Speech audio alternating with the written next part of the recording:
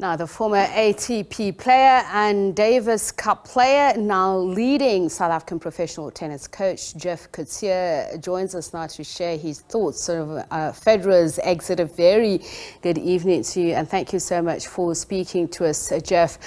And now, as we mentioned, following the match, the Grand Slam winner was left in tears as he delivered a lengthy and emotional speech thanking the fans, his teammates and his family.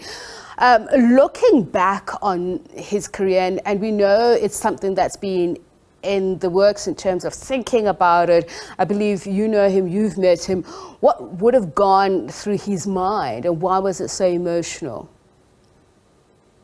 Yeah, I think, thanks again for having me. I think it's just emotional. It's something you never really think about it. I think if he's gone through so many tough matches, preparations in his life, but I think this one was definitely different because it is the last one that is going to be very competitive. And I think what he wanted out of this whole evening was the celebration, and that is definitely what he got. You could see afterwards, if you listen to his interview and how he went on about it, it was very, very positive and very emotional. And interesting, obviously, he played against his rivals. So amid the incredible rise of Roger Federer, Rafael Nadal and Novak Djokovic over the last 2 decades in terms of dominating men's tennis and breaking records, the biggest question still remains for some, particularly experts and fans, of who is the GOAT, who's the greatest of all time in tennis between the three? For me personally, I got to say Roger Federer. I take the whole package. Maybe I'm biased because he's half South African. I really, but also the kind of person he is. I got to meet him in a few occasions, played against him many years ago. And for me personally, I mean, Rafa is certainly up there, but out of the three, is definitely Roger for me. And as you say, you've played against him. Talk to me about what you admired on court. I mean, I was just thinking about what you were saying earlier on, that it was emotional for him because he really would have wanted it to end as a celebration. We saw Serena Williams buy out very recently, and for many people it looked like things didn't go the way that they expected. But these are people who've had decades of not only hard practice but incredible highs and lows. What did you admire then when you played with him, and what you've seen as mature over the years in terms of his style of play, particularly mental aptitude? That's a big thing in playing tennis. Yeah, I mean, I think first of all, when I played him, he just came on the scene. Everybody was talking about this unique talent, and I was, like I said, very fortunate to be part of all that and even to play against him. And I just couldn't believe how gracefully he looks. He made, actually, it's a little bit unfair because he made tennis look that easy, and I'm a great admirer of him, and just he may just make things so easy. And you take all these greats, lots of highs and lows with him and Serena, but they all have one thing in common: they just know how to handle the pressure, and I think that sets them apart from the rest of the group. It's at that particular moment in time, the tournaments, and they know what is at stake, and they just stay so calm under pressure. One of the things that I would say sets the one against the rest or behind or above the pack. I mean, just looking at 13 years back, Federer was a record holder in men's tennis, already having surpassed Pete Sampras's Grand Slam record of 14 majors. But humility has been something that really stands out for both players. So Federer took his tally further to 20, which remained at the record for a long time. How much of that plays a role, humility?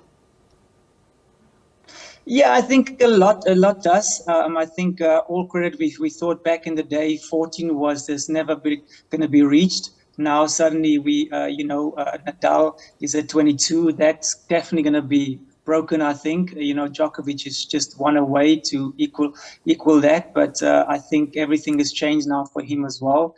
he'll be able to go to Australia and hopefully play US Open as well. But I think overall, I mean, you talk about Djokovic. I actually just watched a match he hasn't played since Wimbledon.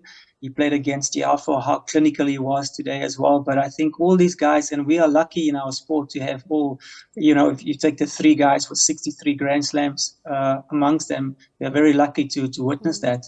And just speaking of that, I'm wondering how much does a play of one player influence the other? Obviously, in competitive sports, one would study the opponent's style and, how they strategize in their plays. So as we're speaking about the track record of both, so Nadal surpassed Federer and then consolidated his position atop with wins in the Australian Open, the French Open, but Djokovic went on past him with his Wimbledon haul earlier in July. How much has Federer's style of play influenced his contemporaries, but also set the bar for those who are going to come after even these 3? Yeah, I think, he's one of those guys that was just absolutely everybody kind of want to play like a Federer. It's different, how he plays with the one hand, how he just glides so artistically, where you have Rafa, just the way he actually practices is not the way he plays. I've been to many practices where I just admire the guy. I was once lucky enough to witness all 3 of them in 3 different courts. I was actually, as a coach, I was early enough there before I was getting ready with my guys, and I witnessed these 3 guys, and it was just so unique how all 3 of them practice differently. What was unique about Federer's way of practicing and then later how he plays? It's just so, I mean, a lot of people probably don't know this side about him. He's so funny, jokey off the court, and the way he plays, you would never say this is now a guy that's playing to prepare for a match the next day. Like, that's just him. It just comes so much more naturally. Where if you take Rafa, for example, he likes to hit the ball as hard as he can in practice. Djokovic is more mental. He knows exactly what he wants from the day. So all 3 of those guys are so very unique, and yet they are so mentally so strong. And I think that's what kind of sets them apart from everyone else. The style of play, the way they go on about his business. Rafa would have his headphones on the day before, just before he plays. Djokovic will have with his team around him, whereas Federer likes to just joke around.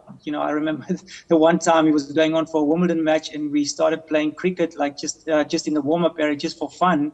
And that's just the guy, how he is, and to come to be like that and to switch it on right away is just absolutely remarkable. Jeff, thank you so much for speaking to us. Really, really appreciate it. Jeff Coetzee speaking to us about Roger Federer's retirement. Coetzee is a former ATP player, a Davis Cup player, and now leading South African professional tennis coach. And we understand that Federer has already started doing that.